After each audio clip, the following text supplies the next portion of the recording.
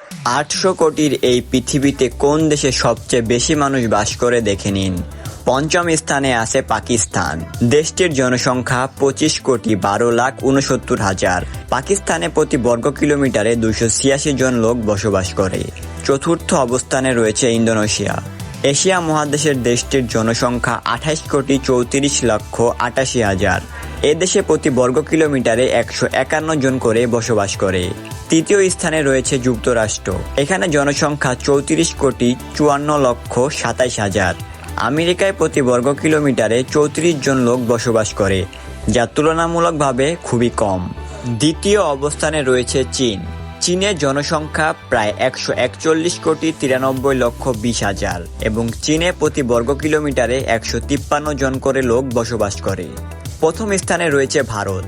ভারতের জনসংখ্যা 145,09,40,000। ভারতে প্রতি বর্গ কিলোমিটারে 464 জন লোক বসবাস করে। বাংলাদেশের অবস্থান হলো অষ্টম।